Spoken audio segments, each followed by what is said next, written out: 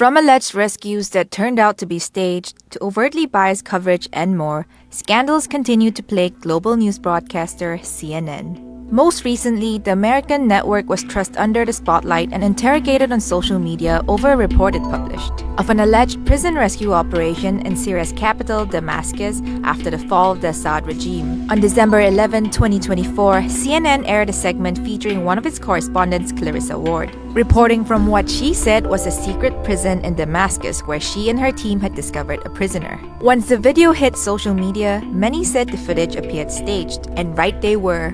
4 days later, a Syrian fact-checking group confirmed that the so-called prisoner was actually a notorious officer in Assad's army, known for the horrendous activities he committed against civilians in Homs during the civil war. CNN ended up releasing a statement which basically said it was investigating how its team had gotten duped. Here's a look at a few other recent scandals. Now, it's no secret that CNN's word choices and framing of stories from the Middle East have faced intense scrutiny in the past. Nothing, however, exposes CNN's biased reporting more than its coverage of Israel's genocidal war on Palestine's Gaza. While CNN continues to face backlash over its framing of Tel Aviv's relentless strikes on the enclave, its own staff spilled the tea to The Guardian in February, describing how the network's editorial policies promoted Israeli propaganda while censoring Palestinian perspectives. CNN staff, including journalists from multiple of the network's newsrooms around the world, told the British newspaper that stories are being influenced by management decisions and a strict story approval process, leading to biased coverage of October 7 and Israel's ensuing genocidal war on the besieged Palestinian enclave. Remember when CNN presenter Sarah Sidner reported fake news during a live broadcast?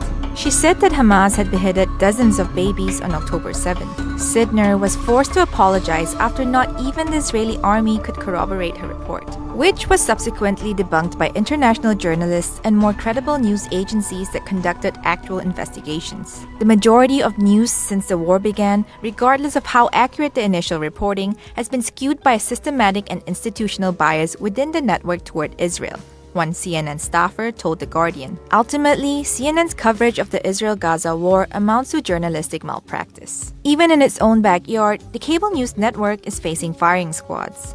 In February 2022, CNN faced backlash for the timing of an Applebee's advert that was viewed as tone-deaf. While broadcasting live coverage of the Russia-Ukraine war, showing sirens blaring in Kiev, CNN switched to a split screen and up popped an upbeat Applebee's advert set to the chirpy song Chicken Fried. The faux pas resulted in viewers calling out both the network and the restaurant chain for the poorly timed transition between live war coverage and restaurant advertising. Needless to say, Applebee's ended up suspending its advertisements on CNN. In October of the same year, two CNN journalists, Anna Coren and Daniel Hodge, landed in hot water and brought on another scandal. The pair were forced to leave Thailand while covering the aftermath of the country's deadliest mass killing. They had recorded a segment inside a daycare center in Nong Bua Lampu province where a grisly gun and knife attack by an ex-police officer resulted in the deaths of 36 people, including 24 toddlers. Authorities said the journalists had entered the country using tourist visas and were found to have trespassed an active crime scene without permission.